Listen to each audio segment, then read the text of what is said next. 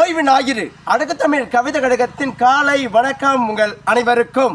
என் உறவுகளே, மீண்டும் மீண்டும் நம் மனதை ஒரு உணர்வுகள் தூண்டும் விதமாக அழகு தமிழ் கவிதை கழகம் என்றும் அழகான ஒரு பதிவையே பதிவு செய்து கொண்டிருக்கின்றது.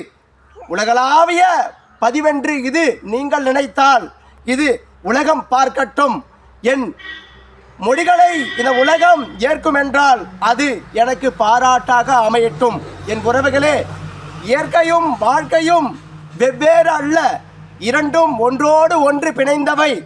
இதற்குள் நம் வாழ்வியல் என்பது அழகூற கலந்தவை. அழகாக இந்த வாழ்வியலை கையாளும் பக்குவ நெறிகள் யார் யாருக்கு வரும்? மனித இனத்திற்கு மட்டுமே அந்த பக்குவ நெறிகள் வரும். என் உறவுகளே, வாழ்க்கை என்றும் வரமென்று நீங்கள் நினைத்துவிட்டால், அந்த வரத்தை அழகாக உங்கள் வாழ்க்கையின மாற்றிவிட்டால், சிறப்பூற நீங்கள் அந்த வாழ்க்கையை கையாண்டு அழகான இலக்குகளை நோக்கி பயணத்தை தொகுத்து அதன் மீது வழிகளை நடத்தி சிறப்பூற இந்த வாழ்க்கையில் இலக்குகளில் வெற்றி அடையலாம். என் உறவுகள் அனைவரும், என் உறவுகளே, இயற்கையை நம்புங்கள். ஒருபொழுதும் இயற்கைகள் சில மாற்றங்களால் தன் சூழ்நிலைகளை மாற்றிவிடலாம்.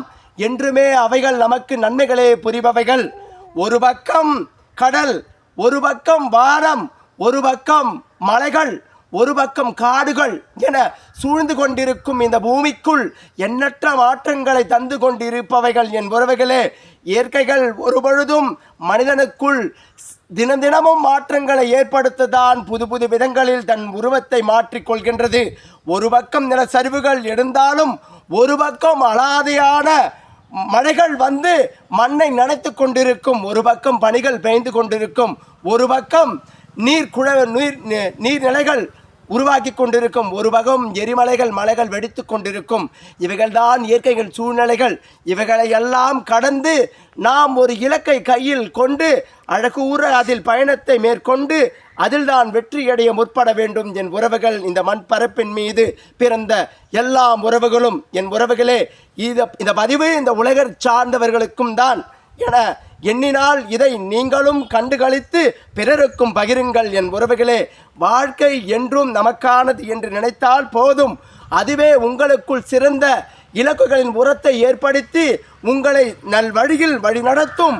அதுவே உங்களுக்கு வாழ்க்கையை சிறப்பாக கற்றுத்தரும்.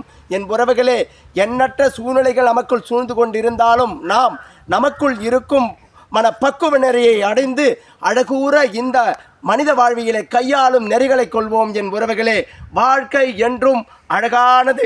அழகூற கையாளுங்கள், அழகூற கையாளுங்கள். என்